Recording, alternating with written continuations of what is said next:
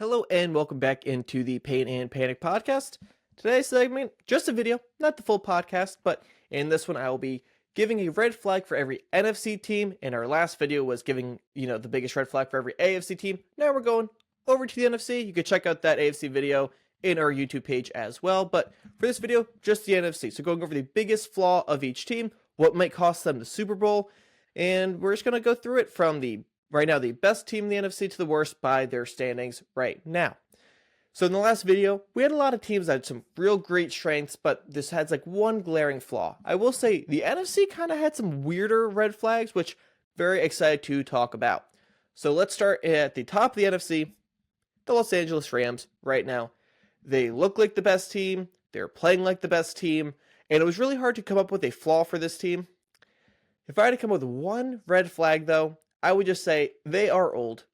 Their best players, you're going to look at, you have Matthew Stafford, who had a broken back or injured back coming into the season, and it feels like he's one sack away from being done for the year and having a back injury.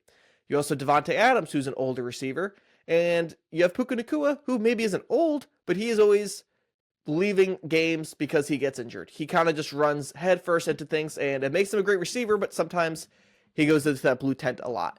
So it's I guess the only flaw with this team is that it feels like they're one injury away from just going down a level and not being the top of the top. So obviously if Stafford goes down, that team's probably done. If Puka goes down, that's just a different offense. And if Davante Adams goes down, they kind of lose their red zone offense. I think the running backs, Kyron Williams and Blake Corum, both pretty solid. That they actually, their running game's pretty decent. Their defense sometimes doesn't show up all the time, but I will just say, feels like on offense with Puka, Stafford, and Davante, two of them old, and one of them's Puka, who's always hurt. Just one of those guys goes down, the whole offense changes, and that's, their only red flag. Next team, though, more of a normal type of deal. We have the Bears, and I just think you still have a young QB and a new coach, their first year together, and Ben Johnson's first year coaching this team. So I would say they're a little ahead of schedule, kind of like the Patriots in the AFC video, where second year QB, who I think, looks, I think Caleb more so than May. Caleb looks kind of a lot of talent, but sometimes not polished, misses some throws, and he's been playing good this season, but it seems like there are just quarters or halves where he doesn't have a great half, and he has to kind of figure it out, and sometimes he does, and sometimes Bears can't figure it out and they lose. So I think just if you go to one of these big games, the team just might not be ready. I think they're a year ahead of schedule. I think going forward, this won't be a problem. They're going to have different problems that come up, but they have a lot of talent on offense. Their run game looks great. They have receivers who, sometimes put up great stats, sometimes they don't, but they're a very good team. It's just, I think, sometimes a little inconsistent due to the nature of having a second year quarterback, new coach, and a lot of new going on right there. So it's going to be hard to win in their first year together. Third, a team that talent wise probably could be won, but has not figured out, the Philadelphia Eagles. This team, I don't want to say their red flag is their passing offense, because you're like, well, Jalen Hurts, A.J. Brown, Devontae Smith, Dallas Goedert. You don't want to say their run game because it's Saquon Barkley and a good offensive line.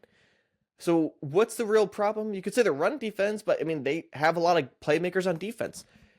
They have no problem with their roster, honestly. I don't think that's any of it. I think it's just the team chemistry is off.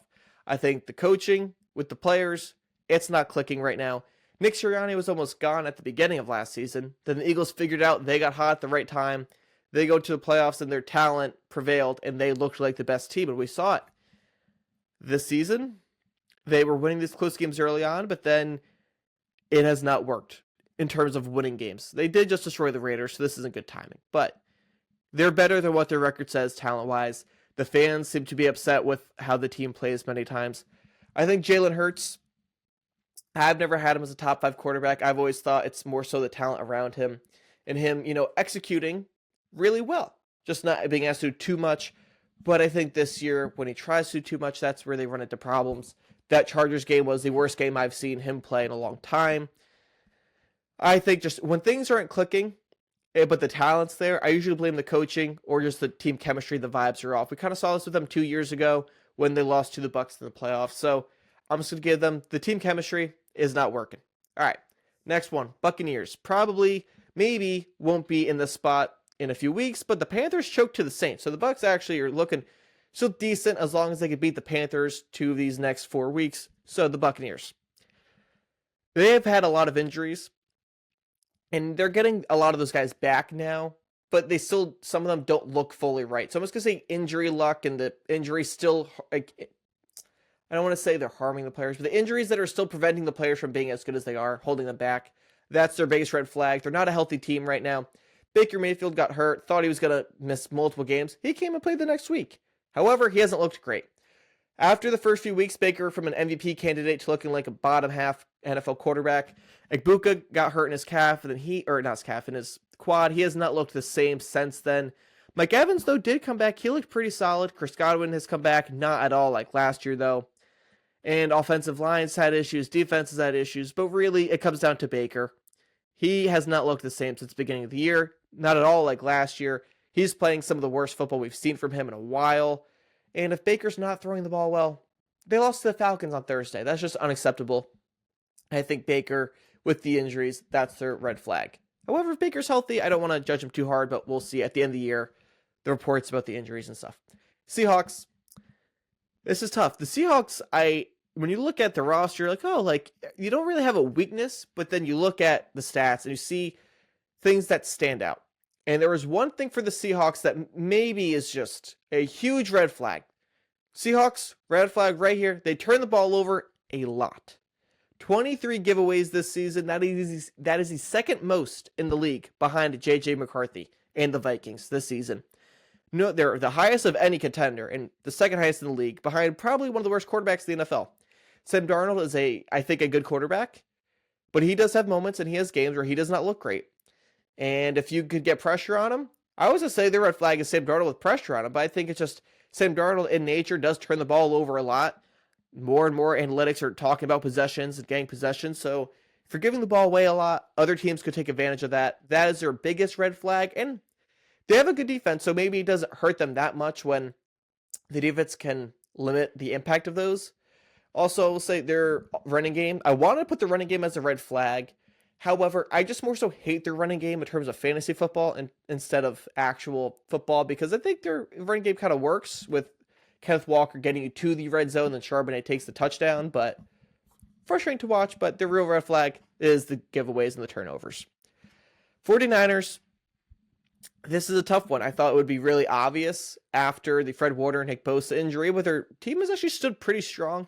They've won a lot of games that are in the middle, and any bad team, really it's the bad teams are just fueling the Niners record. They've had an easy schedule.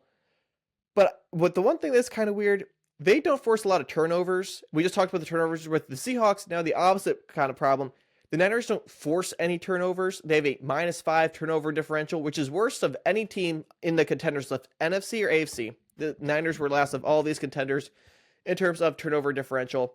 Not great. I think Fred Warner is a huge defensive player, obviously. Nick Bosa as well. That could probably force some more of those turnovers. You also look at it, Brock Purdy did not look good when he first started coming back from the injury. He had that one Panthers game where he threw, I think, 3 picks in the first half. They had Mac Jones in there for a while, who wasn't bad, but, for backup. But I'd say maybe forcing more turnovers on defense would be a good start. Packers. The Packers looked like they were going to be the second best team in the NFC. I certainly thought they were the second best team in the NFC, but go to the Broncos. They lose the game, but they lost something bigger. Micah Parsons. And no Micah Parsons, how will the defense do? I have no idea. I think that's a huge loss when they needed him there. Going into the season, part of their question was their defense, and Micah Parsons kind of came in and got them that pass pressure that they needed. They just gave him a huge contract, and Jerry Jones each week looks smarter and smarter. Not that Jerry Jones predicted this, but Micah Parsons has been healthy his whole career, basically, and then this is the first year he's had a real injury. It's his first year with the new team, which is really unfortunate to see. It kind of just sucks for everyone. But no Micah, that defense, I think, is going to change a good bit, because he was their real X factor on defense that could swing a game. They don't really have that. I think they're still a sound defense, but not at all the same. Offensively, with all their weapons coming back, I think their offense has no red flags right now, with Jordan Love having multiple guys to throw to, have a good running game with Jacobs, looks good, and defense, I thought they were clicking at the right time. Instead, it kind of fell apart. 2 more here. Lions. I really want the Lions to make the playoffs. They have one of the best offenses in the league, and they are a fun team to watch. However, they've had some injuries on defense, but I would say their biggest red flag, and this has been the case for multiple years, they are 3-4 on the road this season. They've always been a better home team than road team. I think a lot of teams are like this, but especially the Lions. Jared Goff, a lot better inside than outside. And I think when the team, I think, is similar to the last few seasons, but still a little bit worse, that problem's only getting worse. A losing record on the road, not great. I know they have a tough division, but it might cost them the playoffs this season. Jared Goff, I think, is a good quarterback when you surround with a lot of talent, which they did on offense, but their defense each year gets banged up. Looks like this year again. And I don't know how the Lions are going to get better. They lost a lot of offensive linemen after last season. They lost their offensive coordinator. They still have Amon-Ra. They still have Gibbs. They still have Goff and Penei Sewell. I think that alone can get you a good offense, but their defense kind of needs to be revamped, and honestly, they just kind of need better injury luck there.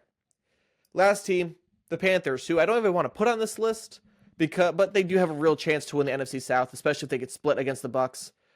The Panthers are the most inconsistent team in the NFL. Some weeks the Panthers could go and beat the Rams, and you're like, wow, Bryce Young is amazing. He looks great. He looks mobile and accurate, and he just looks like a smart quarterback that he can manage the game really well. They have some good options with Ted McMillan. They have Jalen Coker, who looks pretty good. They have Rico Dowdle and Chuba Hubbard. And then other times they're playing the Saints, and the Saints who are trying to lose games, and the team that's on my shirt, I want the Saints to lose. But the Saints just beat the Bucs and the Panthers. That's terrible for them. Kind of stunned that the Panthers lost. They need to win this game, but I just think the Panthers, every day they wake up, they roll the dice, and whatever they get is what they get from that team. It is just complete luck with them. Luck or just, I don't know what it is, but they're very inconsistent to say the least. Very strange that you'd lose a must-win game basically against the Saints that would win you the division. Instead, you lose and now go back behind the Buccaneers. Like I said, the NFC South, pretty weird. But I think there's a lot of fun situations in the NFC. I said this in the AFC video, but I think the NFC has a lot of solid groups overall. That I kind of had a dig for red flags, whereas the AFC, you would just look and be like, boom, like that team has no offensive line, for example. Or the NFC, though, you'd have to look and be like, oh, they're bad at turnover ratio or stuff like that. So hopefully you guys enjoyed this one. We did back-to-back shorter videos this week. We had a weird posting schedule this week, but on Friday morning, we should be back to our normal schedule of doing a podcast on Fridays and Mondays being posted, followed by some segments from those podcasts. But this week, like I said, just doing some videos, not even the full podcast, but stay up to date with our social media pages where we take clips from these podcasts and videos and post them there at Pain and Panic Podcast on Instagram and TikTok and YouTube Shorts. But you probably see that if you're on YouTube right now. Thank you all for listening, and we'll see you next time.